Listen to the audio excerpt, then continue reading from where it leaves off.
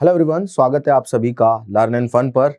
बेटा last class में हम लोगों ने dual nature of radiation and matter को स्टार्ट किया था। हमने नेचर ऑफ लाइट को समझा था और उसके अलावा हमने क्या पढ़ा था बेटा, उसके अलावा हम सभी लोगों ने जो फोटो इलेक्ट्रिक इफेक्ट है उसे समझा था, है ना, कि भैया इलेक्ट्रॉन जो है इमिशन कैसे होता है किसी भी मेटल सरफेस से। पहली चीज तो ये थी। अब experimental study of photo electric effect जो है वो सबसे इंपॉर्टेंट चीज है इस पर्टिकुलर चैप्टर की। आप 12वीं की पेपर की तैयारी कर रहे हो तो भी वहां सवाल पूछा जाता है इससे। आप जेई की तैयारी कर रहे हो तो भी वहां पूछा जाता है, नीट की तैयारी कर रहे हो तो भी वहां पूछा जाता है ना। तो बेसिक थ्योरी है बेटा, एक ही रिलेशन पे पूरी बेस्ड थ्योरी, आइंस्टीन रिलेशन पे। उसमें वेरिएशंस होते हैं। इफेक्ट जो है, जो जिसको हम फोटो इलेक्ट्रिक इफेक्ट कह रहे हैं, उस इफेक्ट को ऑब्जर्व कर रहे हैं हम डिफरेंट डिफरेंट इंटेंसिटी और डिफरेंट डिफरेंट फ्रीक्वेंसी पे। उसके कुछ ग्राफ्स हैं और कुछ इक्वेशन बनेंगी। मेजर इक्वेशन एक ही रहेगी, राइट। तो पहला जो लेक्चर है बेटा वो देखना जरूरी है सभी बच्चों के लिए, अगर दूसरे लेक्चर पे आप आ चुके हो तो। कुछ बच्चे डायरेक्ट दूसरा लेक्चर देख रहे होंगे, अगर उन्हें पहला लेक्चर समझ में आ गया है या पहला लेक्चर मान लो कि उन्होंने देखा ही नहीं है, तो मैं ये उम्मीद करता हूं आपको फोटो इलेक्ट्रिक इफेक्ट अच्छे से समझ में आता है, मतलब बेसिक समझ में आता है फोटो इलेक्ट्रिक इफेक्ट का, ठीक है।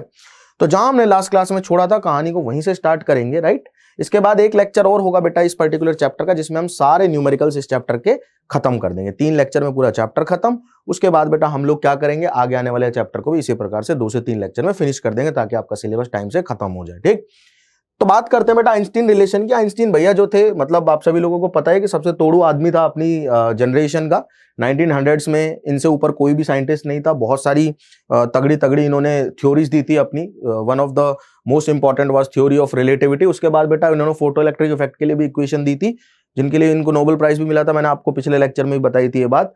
इन्होंने कहा था कि मान लो कि कोई मेटल सरफेस है, ठीक है जी, मेटल सरफेस बना लेते हैं, कोई दिक्कत वाली बात नहीं सर, है ना। इस मेटल सरफेस से, ठीक है, इस मेटल सरफेस में मान लो कि हमने कोई रेडिएशन गिराया, ठीक है। क्या गिराया बेटा, रेडिएशन गिराया। रेडिएशन जो गिराया है उसकी फ्रीक्वेंसी है मान लो एफ, और मैं ये मान रहा हूं कि एफ जो है ग्रेटर देन एफ नॉट है, मतलब कि थ्रेशोल्ड फ्रीक्वेंसी से ज्यादा है। मतलब जो एनर्जी आ रही है, अब देखो थ्रेशोल्ड फ्रीक्वेंसी का मतलब क्या है। थ्रेशोल्ड फ्रीक्वेंसी का मतलब यह है कि हर एक मेटल, पर्टिकुलर मेटल के लिए वर्क फंक्शन फिक्स होता है ना। तो उसके लिए अगर वर्क फंक्शन फिक्स है, फाई फिक्स हो गया, तो फाई क्या होता है, एच एफ नॉट, तो मतलब उसके लिए एफ नॉट फिक्स हो गया, क्योंकि एच तो बेटा प्लैंक कांस्टेंट है, वो तो कांस्टेंट चीज हो गई। तो भैया हर एक मेटल के लिए क्योंकि वर्क फंक्शन फिक्स होता है, तो भैया हर एक मेटल के लिए अलग अलग फ्रीक्वेंसी, थ्रेशोल्ड फ्रीक्वेंसी फिक्स होती है। अब हमें पता चला कि भाई हमने एक मेटल लिया, हमें पता है इस मेटल की थ्रेशोल्ड फ्रीक्वेंसी इतनी है, तो हम उस फ्रीक्वेंसी से ज्यादा वाली रेडिएशन गिरा रहे हैं। अब ये बात की तो गारंटी है भाई इलेक्ट्रॉन निकलेंगे निकलेंगे, है ना, क्योंकि ये मेटल का वर्क फंक्शन का डेफिनेशन ही यही है कि भैया इस रेडिएशन से ज्यादा एनर्जी वाली रेडिएशन या इस एनर्जी से ज्यादा एनर्जी वाली रेडिएशन आपने डाल दी, किस एनर्जी से, वर्क फंक्शन से, तो गारंटी है इलेक्ट्रॉन निकलेगा, है ना। तो मान लीजिए इलेक्ट्रॉन यहां से निकल गया। अब हम सिर्फ उस इलेक्ट्रॉन की बात कर रहे हैं जो मिनिमम एफर्ट के बाद निकल जाएगा, मतलब सिर्फ और सिर्फ निकलने के टाइम पे वो वर्क फंक्शन के बराबर एनर्जी ही खर्च कर रहा है। तो निकलते के साथ वो क्या करेगा बेटा, दौड़ेगा, ठीक है। अब निकलते के साथ वो दौड़ रहा है, मतलब उसके पास कुछ काइनेटिक एनर्जी है। तो बेसिकली ये जो एनर्जी आ रही है जिसे हम कह रहे हैं इंसिडेंट एनर्जी ई, ये ई क्या है बेटा, इंसिडेंट एनर्जी है। इस एनर्जी को 2 तरह से यूज कर रहा है इलेक्ट्रॉन। पहला तो मतलब एक फोटोन आया, उसने अपनी एनर्जी इलेक्ट्रॉन को दे दी ई। अब पहला काम जो इलेक्ट्रॉन करेगा वो ये करेगा कि निकलने की कोशिश करेगा सरफेस से। अब अगर हम उस इलेक्ट्रॉन की बात कर रहे हैं जो वर्क फंक्शन के बराबर एनर्जी खर्च करके निकल रहा है, तो उसने निकलने में खर्च करी एनर्जी फाई, जिसे हम वर्क फंक्शन कहते हैं, प्लस बाकी बची हुई एनर्जी को लेके दौड़ जाएगा, जिसे हम के ई मैक्स लिख देता हूं। चलो आपकी सुविधा के लिए इसको मैं के ई मैक्स लिख देता हूं, ठीक है, या के मैक्स लिख देते, सिंपल, बिल्कुल एकदम सिंपल भाषा में के मैक्स लिख देते हैं, ठीक है। यहां आप सभी लोगों को पता है ई क्या है, एनर्जी ऑफ इंसिडेंट रेडिएशन, ठीक है बेटा। बहुत ही सिंपल सी बात है, बिल्कुल सिंपल थ्योरी है, आप सभी लोगों को बढ़िया से समझ में आएगी, कोई दिक्कत वाली बात ही नहीं है। उसके बाद मेरे भाई फाई क्या है, वर्क फंक्शन किसका, मेटल सरफेस का, ठीक है, work function of metal surface, ठीक है। उसके बाद बेटा जो के है वो मैक्सिमम काइनेटिक एनर्जी, उसको लिखने की कोई जरूरत नहीं, वो ऑलरेडी आपको पता ही है। अच्छा ध्यान से सुनना, अब ये इलेक्ट्रॉन अगर दौड़ रहे हैं तो मतलब चार्ज दौड़ रहा है, और चार्ज के दौड़ने को ही तो हम करंट कहते हैं, कि चार्ज जब फ्लो करता है उसे ही तो हम करंट कहते हैं। यानी कि अगर हमने इन इलेक्ट्रॉन को कहीं पर्टिकुलर पोटेंशियल डिफरेंस के अक्रॉस लगा के दौड़ा दिया तो हमें इनसे कोई करंट भी मिलेगी जिसे हम फोटो करंट कहेंगे। निकलने वाले इलेक्ट्रॉन को फोटो इलेक्ट्रॉन कहेंगे क्योंकि ये बेटा रेडिएशन की वजह से निकल रहे हैं, फोटोन्स की वजह से निकल रहे हैं। तो निकलने वाले इलेक्ट्रॉन को फोटो इलेक्ट्रॉन और उन इलेक्ट्रॉन से बनने वाली करंट को हम लोग कहेंगे फोटो इलेक्ट्रिक करंट। ठीक है, PEC, फोटो इलेक्ट्रिक करंट। बिल्कुल सिंपल सी बात है, कोई दिक्कत वाली बात नहीं। अब यार इसी रिलेशन पे ना पूरा अपना ये लेक्चर बेस्ड है और ये रिलेशन मैं आपको बहुत अच्छे से लास्ट लेक्चर में ही समझा चुका हूं। मैं तो अभी रिवाइज करवा रहा हूं आप सभी लोगों को कि भैया ऐसी ऐसी बात होती है। ठीक है, आप सभी लोगों को पता है अगर इंसिडेंट रेडिएशन की फ्रीक्वेंसी f है तो आप इंसिडेंट रेडिएशन की एनर्जी को hf लिख सकते हो। अरे भाई एनर्जी क्या होती है फ्रीक्वेंसी के टर्म में? hf, और लैम्डा की टर्म में क्या होती है? hc/λ। ठीक है, तो भैया इंसिडेंट एनर्जी को आप फ्रीक्वेंसी के टर्म में लिख सकते हो hf। वर्क फंक्शन हमेशा hf0 होगा where f0 is the threshold frequency, और काइनेटिक एनर्जी बेटा हो जाएगी 12m v_max²। ठीक है, क्लियर है? इलेक्ट्रॉन का मास तो चेंज होता नहीं, बस उसकी स्पीड मैक्सिमम होगी जो निकल रहा है वर्क फंक्शन के बराबर एनर्जी खर्च करके। ठीक है, तो यहां तक की बात सभी लोगों को समझ में आ गई। एक इक्वेशन ये है, दूसरी इक्वेशन ये है, इस तरह से आपको नजर आ रही होगी इक्वेशंस। ठीक है ना बेटा, क्लियर है? कोई दिक्कत वाली बात तो नहीं है। अच्छा, अब मुझे क्या करना है सुनना जरा ध्यान से। मुझे ना मैक्सिमम काइनेटिक एनर्जी, क्या बेटा? मैक्सिमम काइनेटिक एनर्जी और मुझे फ्रीक्वेंसी के बीच में ग्राफ बनाना है। क्या बनाना है मुझे? मैक्सिमम काइनेटिक एनर्जी और फ्रीक्वेंसी के बीच में एक ग्राफ ड्रॉ करना है, graph between kinetic energy maximum and frequency. ठीक है, तो ग्राफ कहां से ड्रॉ होगा? अपना बेटा जो अभी थ्योरी पढ़ी है उसी थ्योरी के बेस पे हम ग्राफ ड्रॉ करेंगे। ठीक है, तो भाई जो फ्रीक्वेंसी है इंसिडेंट रेडिएशन की वो हम f मान रहे हैं। Let frequency of incident radiation, जो बेटा इंसिडेंट रेडिएशन है ना उसकी फ्रीक्वेंसी मान लेते हैं अपन लोग f है। कितनी है बेटा? f है। ठीक है, तो एनर्जी कितनी हो जाएगी इंसिडेंट रेडिएशन की? hf हो जाएगी। एनर्जी ऑफ इंसिडेंट मतलब जो रेडिएशन आ रही है उसमें जो फोटोन होगा ना, ठीक है, उस फोटोन की एनर्जी होगी कितनी? hf। ठीक है, hf। ठीक है भाई, ओके। अब बेटा सिंपल सी बात है, हम लिखेंगे यहां पे hf is equals to phi plus k max। यही होती है इक्वेशन। अरे मेरे भाई यही होती है इक्वेशन, यही होती है या नहीं होती है? होती है ना। अच्छा, मुझे काइनेटिक एनर्जी और किसके बीच में ग्राफ ड्रॉ करना है? फ्रीक्वेंसी के बीच में। तो देखो मैं इस एक्सिस पे मान लेता हूं काइनेटिक एनर्जी है और इस एक्सिस पे मान लेता हूं फ्रीक्वेंसी। यहां फ्रीक्वेंसी ले लेते हैं, यहां काइनेटिक एनर्जी ले लेते हैं मैक्सिमम। ठीक है, मैक्सिमम काइनेटिक एनर्जी का मतलब है सिर्फ उन्हीं इलेक्ट्रॉन्स को कंसीडर कर रहा हूं जो वर्क फंक्शन के बराबर एनर्जी खर्च करके निकल गए। सिंपल एज दैट, कोई दिमाग लगाने की बात नहीं। तो वाई एक्सिस पे मैंने क्या लिया है? देखो दिख रहा है सभी लोगों को kinetic energy maximum. X axis पे लिया है मैंने फ्रीक्वेंसी। ठीक है, तो मैं एक्स और वाई के टर्म में इसको इक्वेशन को थोड़ा सा रीअरेंज करने की कोशिश करता हूं। तो के मैक्स जो आएगा, ठीक है, इसको मैं इधर भेज दूंगा, ये आ जाएगा अपने पास में hf माइनस फाई। यही आ गया बेटा अपना जो के मैक्स है वो वाई एक्सिस पे है तो वाई लिख दिया मैंने, और फाई जो है फ्रीक्वेंसी जो है वो एक्स एक्सिस पे है। फ्रीक्वेंसी जो है वो एक्स एक्सिस पे। ठीक है, तो कुछ कुछ ये y is equals to mx plus C type की इक्वेशन लग रही है आप लोगों को। अरे स्ट्रेट लाइन सबने पढ़ी होगी। y एक्सिस पे क्या है बेटा? y एक्सिस पे k मैक्स है तो मैंने y लिख दिया, x एक्सिस पे फ्रीक्वेंसी x लिख दिया। ये बेटा जो फाई लिखा हुआ है इसको मैंने एज इट इज छोड़ा, तो मेरे को पता है x की पावर y की पावर 1 पे डिपेंड करिए तो ये कर्व स्ट्रेट लाइन होगा। इतना तो मेरे को आइडिया हो चुका है। पहली चीज सबसे बढ़िया ये है। दूसरी चीज ये कि अगर मैं इस इक्वेशन को कंपेयर करने की कोशिश करूं y बराबर mx प्लस सी से, तो मुझे यहाँ पे जो स्लोप मिल रहा है ना, देखो काइनेटिक एनर्जी की जगह y आ गया, f की जगह x आ गया, तो c जो है y एक्सिस पे इंटरसेप्ट वो है माइनस फाई के बराबर, और जो स्लोप है काइनेटिक एनर्जी और फ्रीक्वेंसी का वो आ रहा है बेटा प्लैंक कांस्टेंट के बराबर। ये चीज आपसे पूछी जा सकती है। क्या पूछी जा सकती है? कि अगर मैं काइनेटिक एनर्जी का ग्राफ ड्रॉ करूं फ्रीक्वेंसी के साथ में, ठीक है, तो मुझे ये बताइए कि जो इंटरसेप्ट होता है y एक्सिस पे वो किसको बताता है? वो बेटा वर्क फंक्शन को बताता है। ठीक है, और ये इंटरसेप्शन नेगेटिव है, मतलब कि y एक्सिस पे नीचे की तरफ होगा। मैं ये उम्मीद कर रहा हूं कि आप सभी लोग अगर 12वीं क्लास में पढ़ रहे हैं तो आपको इतना ज्ञान होगा कि y is equals to mx plus C equation होती क्या है। ठीक है, अब इसे ड्रॉ करते हैं, आओ फटाफट। ठीक है भाई, मान लो मैंने इंसिडेंट रेडिएशन की जो फ्रीक्वेंसी है वो f थी। ठीक है, f फ्रीक्वेंसी हमने डाली, तो y एक्सिस पे काइनेटिक एनर्जी है और स्लोप जो है इसका पॉजिटिव है, देखो m पॉजिटिव है ना, m क्या होता है, स्लोप होता है, y equal to mx plus c में m क्या होता है, स्लोप होता है, ये पॉजिटिव h के बराबर है ना, और इंटरसेप्ट जो है वो नेगेटिव है, मतलब कि y एक्सिस पे इंटरसेप्ट जो होगा वो नेगेटिव होगा, ठीक है, ग्राफ का। उसके अलावा जो स्लोप है वो पॉजिटिव होगा, तो पॉजिटिव स्लोप और नेगेटिव इंटरसेप्शन, ये वाला कर्व बनेगा क्या, अरे ये वाला कर्व बनेगा क्या, अरे यही बनेगा ना। इसमें बेटा ये क्या है, ये है इंटरसेप्शन ऑन y एक्सिस, इसे हम कह रहे हैं वर्क फंक्शन, मतलब ये वैल्यू फाई के बराबर है, ठीक है। ये जो स्लोप है, ठीक है, इसका tan थीटा अगर निकालूंगा, इस लाइन का स्लोप अगर निकालूंगा तो वो आएगा प्लैंक कांस्टेंट के बराबर। किसके बराबर आएगा मेरे बेटे, प्लैंक कांस्टेंट के बराबर आएगा, ठीक है। अच्छा अब सुनो ध्यान से, ये मैं मान लेता हूं कि जो अपने अभी सारी कहानी करी पढ़ी है वो सारी की सारी एक फ्रीक्वेंसी के लिए, सोचो, है ना, बस थोड़ा सा मैं आप लोगों को सोचने पे मजबूर जरूर करूंगा, क्योंकि बेटा ये इंपॉर्टेंट है। देखो यार सीधी सी बात है, we have to work hard on this particular part, ठीक है, अपन को सोचना है थोड़ा सा। तो सोचो कि क्या सोचना है, अरे सर सोच ही तो नहीं सकते हम, सोचते तो फिर आपकी थोड़ी जरूरत होती है, ऐसा मत सोचो, ठीक है। सोचना यह है कि अगर मैं रेडिएशन की फ्रीक्वेंसी बढ़ाता हूं, अगर मैं रेडिएशन की फ्रीक्वेंसी बढ़ाता हूं तो मतलब मैं क्या कर रहा हूं, मैं रेडिएशन में जो फोटोन आ रहे हैं उनकी एनर्जी बढ़ा रहा हूं।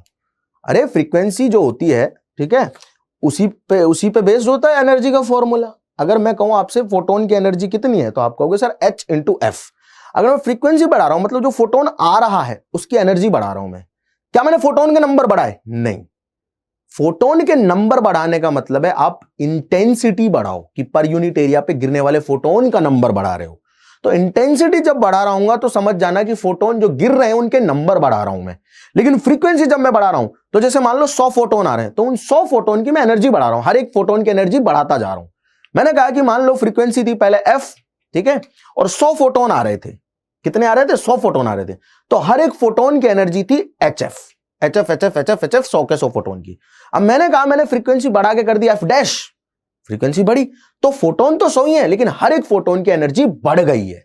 क्या बेटा, हर एक फोटोन की एनर्जी बढ़ गई है, H F dash H F dash H F dash हो गई, सबकी फोटोन की एनर्जी बढ़ गई है। इसे ऐसा ही समझो कि मान लो 100 फोटोन आ रहे हैं, हर एक फोटोन की एनर्जी 2 इलेक्ट्रॉन वोल्ट।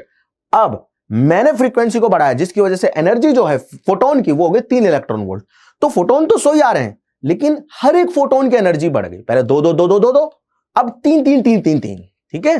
तो फ्रीक्वेंसी बढ़ाने का मतलब ये होता है बेटा सीधा सीधा कि हमने सिर्फ और सिर्फ फोटोन की, हर एक फोटोन की एनर्जी बढ़ाई है। तो ये तो सोच लिया अब हमने, है ना, बस इतना ही सोचवाना था मेरे को आप लोगों से, है ना। अब देखो भाई, अगर मैंने फ्रीक्वेंसी बढ़ा दी है मतलब मैंने एफ डैश फ्रीक्वेंसी करी, सुनना अब ये ध्यान से बात, तो इक्वेशन बनेगी, क्या बनेगी भाई, के मैक्स या के डैश मैक्स बोल दो इज इक्वल्स टू, उसी इक्वेशन को लिख रहा हूं, H F dash minus phi. देखो प्लेट तो सेम है तो वर्क फंक्शन तो चेंज नहीं होना, वर्क फंक्शन तो फिक्स होता है। मैंने इंसिडेंट फोटोन की एनर्जी बढ़ाई है, उससे बेटा प्लेट के वर्क फंक्शन पे कोई फर्क नहीं पड़ेगा। तो फाई जो है क्या वो सेम रहेगा क्या, सोच के देखो जस्ट, अरे सोच के देखो यार। इंसिडेंट रेडिएशन जो है उसकी फ्रीक्वेंसी बढ़ाने से फाई जो है वो चेंज होगा क्या, होगा क्या चेंज, अरे होगा क्या, सोच के देखो, जस्ट थिंक अबाउट इट। वो तो नहीं हो सकता ना बेटा, सिंपल सी बात है, इसमें दो राय वाली बात ही नहीं है। उसके अलावा एक और इंपॉर्टेंट चीज है जो मैं आप लोगों को बताना चाह रहा हूं कि जो एफ डैश है वो चेंज हुआ है। क्या हुआ, एफ डैश चेंज हुआ और काइनेटिक एनर्जी है वो भी बढ़ जाएगी निकलने वाले इलेक्ट्रॉन की। कि मानो पहले 2 इलेक्ट्रॉन वोल्ट आ रही थी एनर्जी, सुनना ध्यान से, एक फोटोन 2 इलेक्ट्रॉन वोल्ट लेके आया, उसने इलेक्ट्रॉन को दे दी। अब मान लो इलेक्ट्रॉन को निकलने के लिए खर्च करनी पड़ी 1 इलेक्ट्रॉन वोल्ट, तो बची कितनी उसके पास, 1, तो काइनेटिक एनर्जी उसके पास बची 1। अब जब मैं 3 वाला रेडिएशन भेज रहा हूं तो वर्क फंक्शन यानी कि सबसे मिनिमम एफर्ट करके जो इलेक्ट्रॉन निकल रहा है वो तो 1 पे ही निकलेगा, तो बची कितनी अब 2, काइनेटिक एनर्जी 2 बच गई ना। अगर मैंने 3 वाला रेडिएशन भेजा तो वही यहां पे सिंपल सी बात ये कि काइनेटिक एनर्जी जो है वो बढ़ जाएगी निकलने वाले इलेक्ट्रॉन की, अगर हमने फ्रीक्वेंसी बढ़ा दी है तो। For a different frequency kinetic energy will be increased, ठीक है, क्लियर है। चलिए, तो यहां तक की बात आई होप आप सभी लोगों को क्लियर हो गई होगी। ये ग्राफ है बेटा काइनेटिक एनर्जी और फ्रीक्वेंसी के बीच में, जो मेरे हिसाब से आप सभी लोगों ने देख भी लिया और आपको समझ भी आ चुका है ना। चलो यार, अब एक experimental study of photo electric effect पढ़ लेते हैं। यही एक्चुअल में सबसे इंपॉर्टेंट पार्ट है इस चैप्टर का। अगले आधे घंटे अपनी जो चर्चा होगी इसी पर्टिकुलर पार्ट पे होगी। अगर आप मेरे एक एक वर्ड को ध्यान से सुनने की कोशिश करेंगे, आपका एक नंबर कोई बिल्कुल भी छू भी नहीं पाएगा, आप टेंशन ही मत लो। चाहे वो आपके बोर्ड का पेपर हो, चाहे जेई का पेपर हो, चाहे फिर नीट का पेपर हो, उससे फर्क नहीं पड़ता। सवाल इन्हीं चीजों पे बेस्ड आएगा। आपको ये थ्योरी ध्यान से सुननी है। मैं क्रिस्टल क्लियर पॉइंट में कम से कम शब्दों में इस चीज को एक्सप्लेन करने की कोशिश करूंगा। आपको अपने नोट्स बनाने और फिर अगले लेक्चर में सारे न्यूमेरिकल जड़ देंगे, ठीक है। चलो देखो भैया, क्या हुआ कि ना एक्सपेरिमेंटल स्टडी मतलब एक्सपेरिमेंट किया गया फोटोइलेक्ट्रिक इफेक्ट को समझने के लिए। तो आपको ऐसे ट्यूब दिख रही है, इसको कहते हैं हम डिस्चार्ज ट्यूब। कौन सी ट्यूब है ये ट्यूब जो दिखाई दे रही है ना, इसको कहते हैं डिस्चार्ज ट्यूब, ठीक है। क्या कहते हैं बेटा, इसको डिस्चार्ज ट्यूब कहते हैं। इस ट्यूब को, ये जो ट्यूब दिखाई दे रही है, मैं लिख देता हूं यार, आप लोग शायद कंफ्यूज हो। इसको कहते हैं हम लोग डिस्चार्ज ट्यूब, ठीक है। उसके अलावा सुनना ध्यान से, है ना, डिस्चार्ज ट्यूब हो गई, बहुत बढ़िया। अब इस डिस्चार्ज ट्यूब में ना हम क्या करते हैं, हम एक एंड पे कैथोड का लगाते हैं फोटो सेंसिटिव मटेरियल या मेटल लगा देते, सिंपली ये मानो फोटो सेंसिटिव मेटल, मतलब जिसपे रेडिएशन डालें तो इलेक्ट्रॉन निकल जाए, ऐसा मेटल लगाया हुआ, ठीक है। इस मेटल से हमें फोटो इलेक्ट्रिक इफेक्ट देखना है।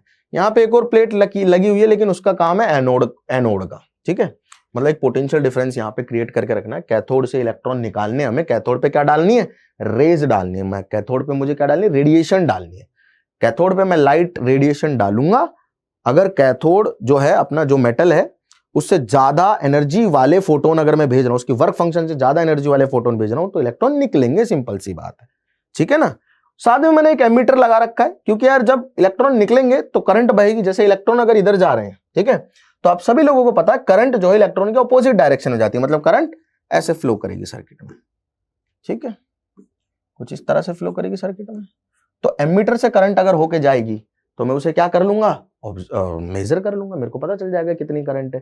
भाई अगर मैं करंट क्रिएट कर रहा हूं लाइट से, सुनना ध्यान से, प्यार से बात सुनो, अगर मैं लाइट के थ्रू करंट क्रिएट कर पा रहा हूं, अभी आपको पता ही है सभी लोगों को, अगर मैं लाइट के थ्रू करंट क्रिएट कर पा रहा हूं, मतलब रेडिएशन के थ्रू करंट क्रिएट कर पा रहा हूं, तो मुझे पता होना चाहिए कि करंट कितनी बड़ी है और मैं इसे कहां कहां यूज कर सकता हूं। साइंटिस्ट तो ऐसे ही काम करते हैं ना, इंजीनियरिंग और साइंस दोनों ऐसे ही काम करती है, ठीक है।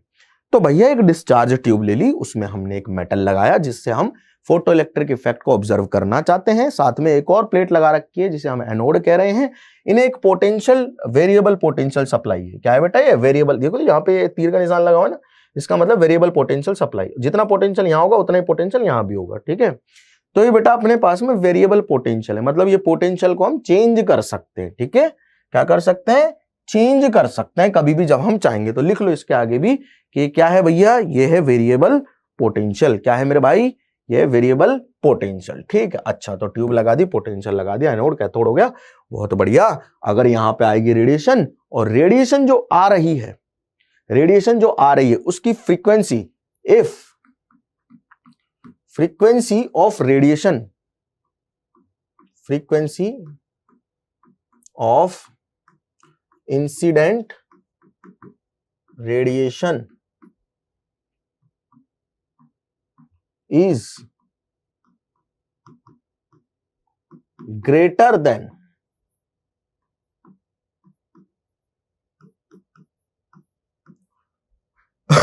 threshold frequency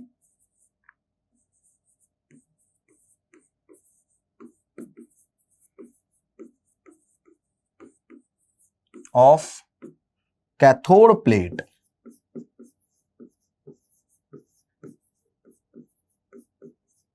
then we can observe photoelectric effect। क्या बेटा, क्या ऑब्जर्व कर लेंगे हम लोग, फोटो इलेक्ट्रिक इफेक्ट, ठीक है ना। चलिए जी, बढ़िया बात है एकदम, कि हमें फोटो इलेक्ट्रिक इफेक्ट अगर ऑब्जर्व करना है तो हमें उस पर्टिकुलर प्लेट पे ऐसी रेडिएशन डालनी होगी जिसकी फ्रीक्वेंसी उसके थ्रेशोल्ड से ज्यादा है, या मैं ऐसा भी बोल सकता हूं आने वाले फोटोन्स की एनर्जी मेटल के वर्क फंक्शन से ज्यादा है, ठीक है। तो ये काम होता है, यहां से इलेक्ट्रॉन निकलते हैं यहाँ एनोड पे पहुंचते हैं, एनोड पे पहुंचते हैं। ये थ्योरी है, आप लोगों को अपने शब्दों में लिख लेनी है, ठीक है। लिख सकते हो कि व्हेन लाइट, ये सारी कहानी लिखने के बाद में, तो यहां से जो इलेक्ट्रॉन निकले हैं उनको हम कहेंगे photo electrons. Photo electrons reach at anode, and hence we can measure current which is called photo electric current, right. उसकी रीडिंग हम एमीटर में ले सकते हैं, ठीक है। क्लियर है सभी लोगों को? सिंपल सी बात है, ये एकदम फोटो इलेक्ट्रिक इफेक्ट की एक्सपेरिमेंटल स्टडी का बेस और सेटअप है। अब एक्सपेरिमेंटल स्टडी हम करेंगे कैसे, इसे समझते हैं, ठीक है। करेंगे कैसे बेटा, इसे समझते हैं। तो इसके लिए आपको ये वाला डायग्राम प्रीफर करना है। अब यहां पे अपन थोड़ी थोड़ी थ्योरी पे चर्चा करके चलेंगे, ठीक है। पॉइंट टू पॉइंट लिखते हुए चलेंगे, ज्यादा दिमाग लगाना ही नहीं है। सर वो तो है भी नहीं इतना, तो लगाए कहां से हैं। तो ज्यादा दिमाग का मतलब है कि हमें ज्यादा चीजें सोचनी नहीं है, जो चीजें मैं बता रहा हूं उनको समझने की कोशिश करनी है। बाकी कोई भी डाउट आता आप कमेंट में ऑलवेज वेलकम है, लिखो, कोई दिक्कत वाली बात ही नहीं है। तो सुनो मेरे भाई, होता क्या है कि ये कंडीशन अब मैं मान के चल रहा हूं कि इंसिडेंट लाइट की फ्रीक्वेंसी, सुन लेना। अब ये कंडीशन मैं मान के चल रहा हूं, बार बार नहीं बताऊंगा, कि इंसिडेंट लाइट की frequency is greater than threshold frequency. मतलब जो फोटोन्स आ रहे हैं उनकी एनर्जी वर्क फंक्शन से ज्यादा है। ये ऑलरेडी अब बात मैंने मान लिया, आप लिख के भी दिखा सकते हो, ठीक है। क्या करते हैं हम, पहले सर्किट कुछ कंप्लीट नहीं किया, स्विच ओपन है अभी, ठीक है। ओपन है मतलब अगर इसको बंद कर दूंगा तो बेटा यहां पोटेंशियल डिफरेंस क्रिएट होगा। अभी मैंने बंद नहीं किया है, मतलब इसके अक्रॉस अभी कोई पोटेंशियल डिफरेंस नहीं है। ओके, मैंने प्लेट के ऊपर रेडिएशन डाली जिनकी फ्रीक्वेंसी ज्यादा है। अब फ्रीक्वेंसी ज्यादा है तो यार उससे प्लेट से इलेक्ट्रॉन निकल गए, ठीक है। प्लेट से क्या निकल गए, इलेक्ट्रॉन निकल गए, ठीक है जी, बहुत बढ़िया। अब प्लेट से इलेक्ट्रॉन अगर निकल गए तो कुछ इलेक्ट्रॉन जिनके पास बहुत ज्यादा एनर्जी, अब देखो यार मान लो, सुनना ध्यान से, मैंने जो इलेक्ट्रॉन्स निकाल, मतलब मैंने जो फोटोन डाले हैं, सुनना, मैंने जो फोटोन डाले हैं उनकी एनर्जी 10 इलेक्ट्रॉन वोल्ट, और मैं मान लेता हूं कि जो अपना वर्क फंक्शन है वो है 4 इलेक्ट्रॉन वोल्ट, ऐसा मान लेते हैं, ठीक है। अब अपन ने ज्यादा ही एनर्जी डाली है, तो कुछ इलेक्ट्रॉन होंगे जो 4 पे निकल जाएंगे, जो 4 पे निकल गए उनके पास बची एनर्जी 6 इलेक्ट्रॉन वोल्ट, ठीक है। तो मैं लिख रहा हूं अभी चीज कि कुछ इलेक्ट्रॉन है, डाला आपने 10, ठीक है, वर्क फंक्शन था 4 पे निकल गए, मतलब ये वर्क फंक्शन में निकल गए, तो अपने आइंस्टीन रिलेशन वाली इक्वेशन की बात हो रही है, काइनेटिक एनर्जी बची 6, ठीक है। अब डाली मैंने दोबारा 10, इलेक्ट्रॉन ने निकलने में वर्क फंक्शन से ज्यादा एनर्जी खर्च कर दी, मतलब 5 खर्च कर दी, तो बेटा उसके पास काइनेटिक एनर्जी भी 5 बची। और इसी तरह से एक कंडीशन ऐसी आएगी कि मैं 10 डालूंगा, 9 इलेक्ट्रॉन वोल्ट खर्च हो जाएगी और 1 इलेक्ट्रॉन वोल्ट एनर्जी बचेगी, और मैं 10 डालूंगा, 10 की 10 खर्च कर देगा और कोई काइनेटिक एनर्जी बचेगी नहीं उसके पास, क्योंकि इलेक्ट्रॉन्स तो बहुत सारे निकलेंगे, हमको सबकी काइनेटिक एनर्जी नहीं पता है। हम आइंस्टीन रिलेशन में सिर्फ उस इलेक्ट्रॉन की बात कर रहे हैं निकलने वाले की जो वर्क फंक्शन पे निकल गया है। अब सिर्फ वर्क फंक्शन पे थोड़े ना निकलते, उससे ज्यादा भी खर्च करके निकलते हैं भाई, ये तो हमने लास्ट क्लास में ही बता दिया था आप लोगों को। हाँ, अब थोड़ा थोड़ा ना मामला सेट हो रहा है। तो यार सीधी सी बात है, ये वाले जो इलेक्ट्रॉन है इनकी काइनेटिक एनर्जी बहुत ज्यादा है ना, यानी कि जो वर्क फंक्शन या उसके क्लोज क्या कर रहे हैं बेटा, एनर्जी खर्च कर रहे हैं निकलने के लिए, उनकी काइनेटिक एनर्जी रिलेटिवली ज्यादा है, तो वो अपने आप पहुंच जाते हैं इस प्लेट पे। एनोड है, पॉजिटिव है, इस प्लेट पे वो अपने आप पहुंच जाते हैं। एनोड क्या करता है, अट्रैक्ट करने लगता है। उसके अलावा जिनकी काइनेटिक एनर्जी बहुत ज्यादा नहीं होती है, वो इलेक्ट्रॉन्स यहां से यहां नहीं पहुंच पाते हैं और प्लेट के पास में इकट्ठे हो जाते हैं। इसको कहते हैं स्पेस चार्ज, कि स्पेस में एक चार्ज क्रिएट हो गया, पहले नहीं था। मेटल सरफेस पे डाली आपने रेडिएशन, उससे निकले इलेक्ट्रॉन्स और वहां इकट्ठे हो गए हैं, ठीक है। बहुत बढ़िया बात, यहां तक की बात समझ में आ रही है सभी लोगों को? अच्छा, तो भैया मेरी सिर्फ और सिर्फ आप लोगों से रिक्वेस्ट ये है अभी इस केस में, क्या है कि हमने यहां पे फ्रीक्वेंसी यूज करी है ग्रेटर देन थ्रेशोल्ड फ्रीक्वेंसी, उससे चार्ज क्रिएट हुआ है। तो पहली कंडीशन जो बनती है उस कंडीशन को हम लोग लिखना स्टार्ट करते हैं, ठीक है। वो ये है कि फोटोइलेक्ट्रिक इफेक्ट हो गया, इलेक्ट्रॉन निकल गए, ठीक है। फ्यू इलेक्ट्रॉन्स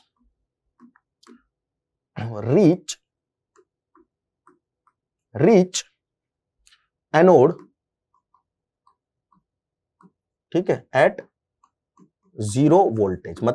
मतलब ये कहानी अब शुरू हो चुकी है कि मैंने कर दिया इस स्विच को क्लोज कर दिया, तो सर्किट देखो कंप्लीट हो गया पूरा। यहां पे जो पोटेंशियल है वही पोटेंशियल यहां पे, ठीक है। मतलब कि इन प्लेट के बीच में एक पोटेंशियल डिफरेंस है, यहां पॉजिटिव है, यहां नेगेटिव पोटेंशियल है, मतलब कि ये जो प्लेट है ये अट्रैक्ट करेगी इलेक्ट्रॉन को, ठीक है। अच्छा, बहुत बढ़िया। अब ऐसा हो रहा है बेटा कुछ कि क्योंकि एक वेरिएबल सप्लाई है तो हम इसका पोटेंशियल जो वेरी करते रहेंगे। हमने इसको सबसे पहले 0 वोल्ट पे देखा, तो 0 वोल्ट पे स्मॉल करंट इज मेजर्ड, क्योंकि few electron reach anode at 0 voltage and small current is measured, मतलब हमने एक छोटी सी करंट है उसको मेजर कर लिया, ठीक है, एमीटर लगाया हुआ इसी चीज के लिए, है ना, ऐसे ही तो कुछ भी नहीं लगा रहे हम लोग, ठीक है जी। क्या आपने फोटो इलेक्ट्रिक इफेक्ट करवाया, मतलब रेडिएशन डाली वो निकले, है ना, मैंने बस इन दोनों प्लेट के अक्रॉस अभी कोई पोटेंशियल डिफरेंस नहीं क्रिएट किया, जीरो है, जितना पोटेंशियल इसी का उतना पोटेंशियल इसका, डिफरेंस नहीं है पोटेंशियल का, तो भी कुछ इलेक्ट्रॉन के पास इतनी काइनेटिक एनर्जी कि वो अपने आप एनोड पे पहुंच पा रहे हैं, कुछ इलेक्ट्रॉन्स, बाकी सारा स्पेस चार्ज, ठीक है, सारा स्पेस चार्ज। अच्छा, अब क्या कहानी है, सुनो ध्यान से। इतनी बात होने के बाद अब हमने धीरे धीरे पोटेंशियल को बढ़ाया, है ना, स्लोली पोटेंशियल इज इंक्रीज, क्योंकि वेरिएबल है, इज इंक्रीज्ड, पोटेंशियल अगर मैं बढ़ा रहा हूं तो क्या होगा बेटा, सुनना ध्यान से, अगर मैं पोटेंशियल बढ़ा रहा हूं तो मतलब यहां और यहां पोटेंशियल का डिफरेंस क्रिएट हो रहा है, और जब पोटेंशियल का डिफरेंस होता है ना तो काइनेटिक एनर्जी मिल जाती है किसी भी इलेक्ट्रॉन को, मतलब इलेक्ट्रॉन जो है एक्सेलरेट करने लग जाता है पोटेंशियल डिफरेंस में। ये सब इलेक्ट्रिक चार्जेस एंड फील्ड पहला चैप्टर वहां यही सिखाते हैं कि अगर पोटेंशियल क्रिएट हो गया है किसी चार्ज के अक्रॉस तो क्यू डेल्टा वी इस एनर्जी से वो एक्सेलरेट करता है, कितनी एनर्जी से, Q into delta V, where Q is the charge of electron, delta V is the potential difference. अब मैंने यहां पोटेंशियल डिफरेंस लगा दिया, पहले जीरो था तो स्मॉल करंट थी, अब मैंने यहां पे पोटेंशियल डिफरेंस लगा दिया, मतलब ये मानो कि मैं इसकी पॉजिटिव पोलैरिटी को बढ़ाता जा रहा हूं और मैं इसकी नेगेटिव पोलैरिटी को और कम करता जा रहा हूं, मतलब इस यहां पर डिफरेंस बढ़ा रहा हूं मैं पोटेंशियल का, तो ज्यादा ज्यादा चार्ज यहां क्या आने लग जाएगा बेटा, एक्सेलरेट करने लग जाएगा, क्योंकि पॉजिटिव प्लेट अट्रैक्ट करेगी। अगर ऐसा है, अगर स्लोली पोटेंशियल इज इंक्रीज तो क्या होता है, तो इस केस में एनोड अट्रैक्ट्स इलेक्ट्रॉन्स, ठीक है, एनोड क्या करता है, इलेक्ट्रॉन्स को अट्रैक्ट करता है। इलेक्ट्रॉन्स ज्यादा ज्यादा यहां से यहां पहुंचने लग गए, क्या बेटा, इलेक्ट्रॉन ज्यादा ज्यादा यहां से यहां पहुंचने लग गए तो करंट इंक्रीजेस, मतलब पीईसी लिख रहा हूं, फोटो इलेक्ट्रिक करंट, इसको पीईसी लिखूंगा मैं, ठीक है, ये इंक्रीज करती है, इंक्रीजेस, ठीक है, सिंपल है, बहुत बढ़िया, 2 पॉइंट हो गए। तीसरा पॉइंट, भाई जितने भी इलेक्ट्रॉन निकले थे, ठीक है, ये तो अपने आप पहुंच गए यहां पे, ठीक है, फिर सर्किट में घूमेंगे, ऐसे घूम रहे होंगे ऐसे, कोई दिक्कत नहीं, कुछ और पहुंचने लग गए, वो भी घूमने लग गए, बचे कुछ जो 2-4 इलेक्ट्रॉन थे, अगर वो 2-4 इलेक्ट्रॉन भी यहां पहुंच जाएंगे तो बाहर अब कोई इलेक्ट्रॉन रहेगा नहीं जिसको एनोड अपनी तरफ खींचे, मतलब कि एक पोटेंशियल ऐसा आएगा, एक पोटेंशियल ऐसा आएगा कि जिस पोटेंशियल के आगे आप कितना भी पोटेंशियल बढ़ा लीजिए, क्योंकि इलेक्ट्रॉन ही नहीं है तो करंट कैसे बढ़ेगी मेरे भाई, क्योंकि यहां पे अब इलेक्ट्रॉन बचा ही नहीं है तो करंट कैसे बढ़ेगी मेरे भाई। यही तो मुद्दे की बात है ना, कि भाई साहब हमें पता है कि यहां पे मान लो 150 इलेक्ट्रॉन है, 15-20 इलेक्ट्रॉन अपने आप पहुंच गए, बचे 130, हम पोटेंशियल बढ़ा रहे हैं, धीरे धीरे आते जा रहे, अब इलेक्ट्रॉन अगर ज्यादा से ज्यादा फ्लो करते रहेंगे तो मतलब करंट ज्यादा से ज्यादा फ्लो कर रही है, सिंपल सी बात है ना। बट एक टाइम आएगा जब 150 के 150 इलेक्ट्रॉन यहां पहुंच के सर्किट में घूम चुके होंगे, अब उसके बाद तुम पोटेंशियल कितना भी बढ़ा लो, भाई जब इलेक्ट्रॉन ही नहीं है तो घूमेगा कौन। तो एक कंडीशन ऐसी आती है जहां तक आप पोटेंशियल को बढ़ा सकते हो, अगर उससे ज्यादा अगर आप पोटेंशियल को बढ़ाओगे तो करंट जो है वो नहीं बढ़ेगी, ठीक है। तो फाइनली हम बोल सकते हैं कि if we keep increasing, 3 point में खत्म कर दिए, if we keep increasing potential difference across tube, we see at a certain potential, at a certain potential, लिखते चलो बेटा साथ साथ में, देखो नोट्स बनाते हुए चलना है आप लोगों को, ठीक है, at a certain potential, at a certain potential current, या पीईसी लिख दो, photo electric current becomes constant बेटा, ठीक है, क्या हो जाती है, कांस्टेंट हो जाती है। और ये क्यों हो रहा है, सारी की सारी कहानी आपको पता चल चुकी है, ठीक है, ये 3 पॉइंट, इन 3 पॉइंट में कहानी पूरी experimental study of photo electric effect की। आपने सर्किट कंप्लीट किया, सबसे पहले स्विच क्लोज किया, 0 डिग्री, 0 रखा आपने पोटेंशियल का डिफरेंस, अगर आपने 0 रखा है पोटेंशियल का डिफरेंस तो भैया यहां से यहां पे कुछ ही इलेक्ट्रॉन आते हैं, छोटी सी करंट डिटेक्ट भी होती है, मेजर भी करते हैं उसे यूजिंग एमीटर। धीरे धीरे आप पोटेंशियल बढ़ाते जाते अक्रॉस ट्यूब, जिसकी वजह से ज्यादा से ज्यादा इलेक्ट्रॉन अब एनोड की तरफ अट्रैक्ट होने लगते हैं। अब ज्यादा से ज्यादा इलेक्ट्रॉन अगर फ्लो कर रहे हैं सर्किट में तो मतलब ज्यादा करंट फ्लो कर रही है। लेकिन जब सारे इलेक्ट्रॉन पहुंच चुके होंगे तो भैया फिर कुछ बचेगा नहीं जाने के लिए, और जब नहीं बचेगा कुछ जानने के लिए तो सिंपल सी बात है कि भाई साहब उस समय करंट जो है वो कांस्टेंट हो चुकी है। और ये जो करंट है ना कांस्टेंट, इसको हम कहते हैं सैचुरेशन करंट। कौन सी करंट है बेटा ये? Saturation current. कौन सी करंट? Saturation current. बस खत्म बात, एकदम सिंपल। ठीक है, समझ में आ गया ना यहां तक की बात? तो ये सैचुरेशन करंट की बात होगी। थोड़ा सा ग्राफ देख लेते हैं, इसका बनाया भी हुआ है कि देखो हमने पोटेंशियल यहां पे लिया है और यहां पे करंट ली हुई है, इसे फोटो इलेक्ट्रिक करंट कह रहे हैं हम लोग। ठीक है, क्या मैंने यहां पे पोटेंशियल लिया हुआ, यहां पे करंट ली हुई है। मैं दोबारा से एक बार इस ग्राफ को ड्रॉ करने की कोशिश कर रहा हूं आप लोगों के लिए, ध्यान से सुनना सभी लोगों को। ठीक है, यहाँ पोटेंशियल है और यहाँ पे हमने करंट ली हुई है। अब होता क्या है मेरे भाई कि जब जीरो पोटेंशियल है तो भी कुछ क्या है? करंट है, और ये जीरो पोटेंशियल पे करंट है। V की वैल्यू जीरो, I की वैल्यू ये है। ठीक है, अब क्या होता है जैसे जैसे पोटेंशियल बढ़ाओगे आप वैसे वैसे बेटा करंट बढ़ने लगती है, और थोड़ी देर में जाके एक पोटेंशियल ऐसा आता है, ठीक है, P बोल देते हैं इसको। एक पोटेंशियल ऐसा आता है, उसके बाद करंट जो है वो स्टैग्नेंट हो जाती है, मतलब कि चेंज ही नहीं होती। आप पोटेंशियल बढ़ाते रहो, करंट चेंज नहीं होगी, वही सेम कंडीशन, सारे इलेक्ट्रॉन आ गए इधर बस। ठीक है, इसको हम कहते हैं, इस करंट को सैचुरेशन करंट, IS। क्या कहते हैं बेटा? Saturation current, IS। ये ग्राफ इंपॉर्टेंट है, तो इस ग्राफ को सभी लोग अपनी नोटबुक में जरूर बना लें। इसका मीनिंग क्या है ये मैंने समझा दिया आप लोगों को। ठीक है, अच्छा अब ये तो बात हो गई बेटा एक पर्टिकुलर केस के लिए। अब इसमें वेरिएशन बहुत सारे किए जा सकते हैं। क्या क्या वेरिएशन किए जा सकते हैं? कि ये वेरिएशन किए जा सकते हैं कि सर अगर मैं इंटेंसिटी को बढ़ाऊं या घटाऊं तो क्या फर्क पड़ेगा करंट पे या पोटेंशियल पे? समझ रहे हो क्या कह रहा है? कोशिश कर रहा हूं, अगर मैं इंटेंसिटी को बढ़ाऊं या घटाऊं तो क्या फर्क पड़ेगा, सैचुरेशन करंट पे क्या फर्क पड़ेगा, ये पूछते हैं बेसिकली। तो सवाल नोट कर लो, फिर मैं उसकी एक्सप्लेनेशन देता हूं। What will be the effect on saturation current if intensity is changed? What will be the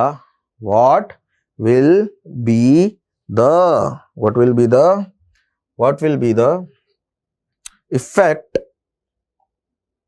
on current if intensity is changed?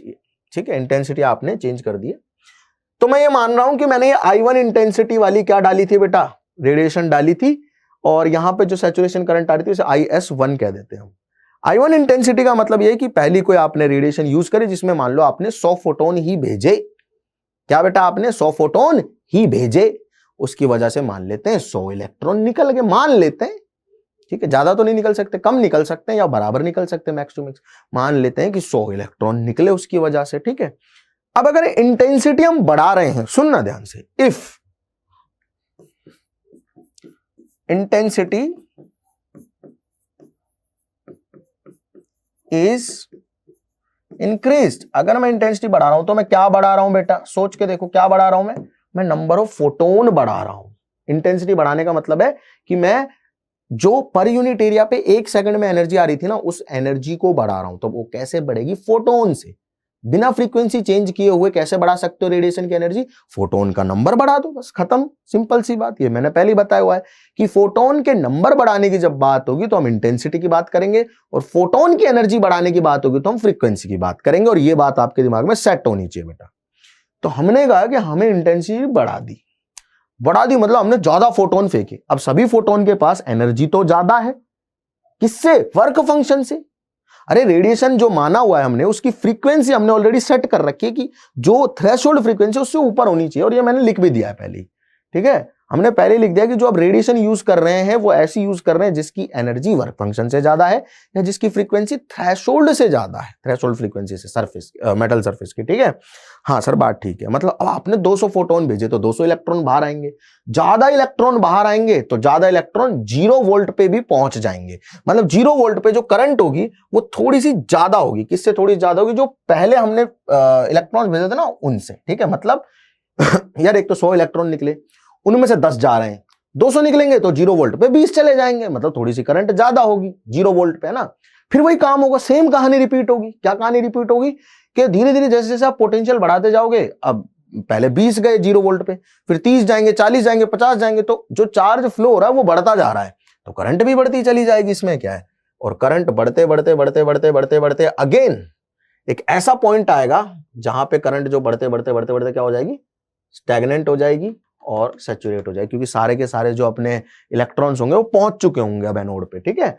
तो इस कंडीशन में जो सैचुरेशन करंट आ रही है उसे मैं IS2 कह रहा हूं, इस इंटेंसिटी को मैं I2 नाम दे रहा हूं, और यहां मैं लिख भी रहा हूं I2 is greater than I1, ठीक है। क्लियर है, क्लियर है, क्लियर है बेटा, ठीक है ना। अच्छा, अब क्या फर्क पड़ा बेटा इंटेंसिटी के बढ़ने से, इंटेंसिटी के बढ़ने के साथ साथ करंट जो है 0 वोल्ट पे वो बढ़ी, उसके साथ साथ करंट जो है वो बढ़ती रही और सैचुरेशन करंट भी बढ़ गई। देखो सैचुरेशन करंट पहले इतनी थी, अब सैचुरेशन करंट इतनी है, ठीक है। तो इंटेंसिटी अगर आप बढ़ा रहे हो ऐसे रेडिएशन की, ध्यान से सुनना स्टेटमेंट को, इंटेंसिटी अगर आप बढ़ा रहे हो ऐसे रेडिएशन की जिसकी ऑलरेडी फ्रीक्वेंसी थ्रेशोल्ड फ्रीक्वेंसी से ज्यादा है, तो नंबर ऑफ फोटॉन्स बढ़ा दिया आपने, जिसकी वजह से इलेक्ट्रॉन ज्यादा निकले और सैचुरेशन करंट बढ़ गई। मतलब ज्यादा इलेक्ट्रॉन निकले तो ज्यादा इलेक्ट्रॉन पहुंचे वहां पे, मतलब ज्यादा चार्ज फ्लो किया तो ज्यादा करंट, बस खत्म बात, ठीक है ना, ठीक है, क्लियर है। चलो ये बात थी अपनी यहां तक की, इसके साथ मेरे पास डायग्राम भी है, ये डायग्राम बना हुआ है, ठीक है। उसके अलावा बेटा जो पोटेंशियल होता है, जिस पोटेंशियल के बाद आप कितना भी पोटेंशियल बढ़ा लो करंट नहीं चेंज होती, वो पोटेंशियल भी इंटेंसिटी बढ़ाने के साथ बढ़ गया, क्योंकि ज्यादा इलेक्ट्रॉन को खींचने के लिए हमें ज्यादा क्या लगाना पड़ेगा, पोटेंशियल का डिफरेंस लगाना पड़ेगा, ठीक है। क्लियर है बात, दिस इज द ग्राफ, सारी एक्सप्लेनेशन दे चुका हूं मैं, बिल्कुल सिंपल से समझ आ चुका होगा सभी लोगों को, थ्योरी है बेटा, इसमें कोई ज्यादा दिमाग लगाने वाली बात है ही नहीं। अब हम बात कर लेते हैं थोड़ी थोड़ी स्टॉपिंग पोटेंशियल पे, इस पे स्टॉपिंग पोटेंशियल पे, ठीक है। अभी हमने जो एक्सपेरिमेंट किया ना, उस एक्सपेरिमेंट को एक बार हम फिर से देखते हैं, ठीक है। मैं थोड़ा बेसिक सा डायग्राम बना रहा हूं, एक जिसको बोलते हैं रफ डायग्राम। ये हमारी कैथोड है, मतलब प्लेट है सेंसिटिव, और यहां हमने एनोड लगाया हुआ है, ठीक है। हमने इसको एक वेरिएबल पोटेंशियल सप्लाई दे रखी है, और उस सप्लाई को मैं यहां कनेक्ट कर रहा हूं इस तरह से, ठीक है। कर दिया जी, बिल्कुल सही बात है सर, कोई दिक्कत वाली बात ही नहीं है। अच्छा सुनना ध्यान से जरा, यहां डलेगी रेडिएशन, आई रेडिएशन यहाँ पे, ठीक है। फ्रीक्वेंसी अगेन ज्यादा ही है बेटा इसकी, और निकल गए बेटा इलेक्ट्रॉन्स, ठीक है। इलेक्ट्रॉन्स निकल गए, बहुत सारे निकल गए ना, ऐसे ऐसे दिखा सकते हो, ठीक है, बहुत बढ़िया। अब क्या होगा, निकल गए इलेक्ट्रॉन यहां से, अब क्या होगा सुनो ध्यान से, अब कुछ ऐसा काम होगा कि 0 वोल्ट पे भी कुछ इलेक्ट्रॉन यहां आ रहे थे जब मैंने इसको 0 रखा था, और जैसे जैसे मैं बढ़ा रहा था तो भैया यहां वाले इलेक्ट्रॉन जो है यहां पहुंच पा रहे थे आराम से। अगर मैं इसकी पोलैरिटी को चेंज कर दूं, अगर मैं बैटरी की पोलैरिटी को चेंज कर दूं मतलब पहले मैंने इसको पॉजिटिव माना हुआ था तो ये अट्रैक्ट कर रहा था इलेक्ट्रॉन्स को, ये नेगेटिव था। अब मैं इसको उलट दूं, इसको नेगेटिव कर दूं, इसको पॉजिटिव कर दूं, ठीक है। समझना अब इस चीज को मैं कहना क्या चाह रहा हूं। मैंने क्या किया बेटा, मैंने पोलैरिटी बदल दी। किसकी पोलैरिटी बदली? मैंने बैटरी की, ठीक है। मतलब कि मैंने पोटेंशियल जो है अब उसका जो डायरेक्शन है वो चेंज कर दिया। पहले इलेक्ट्रॉन को एक्सेलरेट कर रहा था, अब डिसेलरेट करेगा, क्योंकि ये नेगेटिव है तो इलेक्ट्रॉन्स को रिपेल करेगी। क्या करेगी? ये वाली प्लेट रिपेल करेगी, ठीक है। क्लियर है सभी लोगों को यहां तक की बात? ठीक है। अब ये सिंपल सी बात है कि अगर मैं इस पोटेंशियल को, इस रिवर्स पोटेंशियल को क्या लगाया मैंने बेटा, सबसे पहले मैंने बैटरी की जो पोलैरिटी है उसकी डायरेक्शन चेंज करी, उसे मैंने कह दिया रिवर्स पोटेंशियल। मतलब जो पहले लगा रखा था ना फोटो इलेक्ट्रिक इफेक्ट के लिए, उसको पलट दिया, पलटी मरवा दी। रिवर्स पोटेंशियल को अगर आप बढ़ाते जाओगे तो ऑब्वियस सी बात है भाई, यहां से तो सिर्फ मान लो 100 इलेक्ट्रॉन निकले, वो 10 ही पहुंच पा रहे थे यहां पे अपने आप, तो बाकी तो मैं पोटेंशियल बढ़ा बढ़ा के बुला रहा था सबको। अब मान लो कि 0 वोल्ट पे तो 10 पहुंच रहे हैं, ठीक है। वो थे सबसे ज्यादा काइनेटिक एनर्जी वाले इलेक्ट्रॉन्स। कौन थे वो सबसे ज्यादा काइनेटिक एनर्जी वाले इलेक्ट्रॉन? बता भी था एग्जांपल देके, वो इलेक्ट्रॉन्स थे जो वर्क फंक्शन या उसके आसपास ही वर्क करके निकल गए थे, ठीक है। मतलब अगर मैंने 0 वोल्ट रखा होता तो 10 इलेक्ट्रॉन पहुंचते, ठीक है। अगर मैं इसको बढ़ाता जाऊं रिवर्स पोटेंशियल को, मतलब इस रिवर्स पोटेंशियल को अगर मैं इंक्रीज करता जाऊं, क्या करता जाऊं? इंक्रीज करता जाऊं, तो यार ये जो प्लेट है ये रिपेल करती रहेगी इलेक्ट्रॉन्स को, है ना। मतलब ये चाहेगी कि इलेक्ट्रॉन्स जो यहां आ रहे हैं वो आए ही नहीं। क्या बेटा? इलेक्ट्रॉन्स जो यहां पे आ रहे हैं वो आए ही नहीं, बिल्कुल नहीं आए वो, ठीक है। तो ये रिपेल करती रहेगी, रिपेल करती रहेगी, रिपेल करती रहेगी। कुछ आते जाएंगे आते जाएंगे आते जाएंगे, जैसे पहले 10 आ रहे थे, फिर 4 आने लग गए, फिर 2 आने लग गए, फिर 1 ही आ पा रहा था। अब मैंने इसको बड़ा बड़ा के इतना कर दिया है कि एक भी इलेक्ट्रॉन यहां से यहां नहीं पहुंच पा रहा है, मतलब ऐसा इलेक्ट्रॉन जिसकी सबसे ज्यादा काइनेटिक एनर्जी थी वो भी यहां नहीं पहुंच पा रहा है, तो क्या करंट 0 हो गई।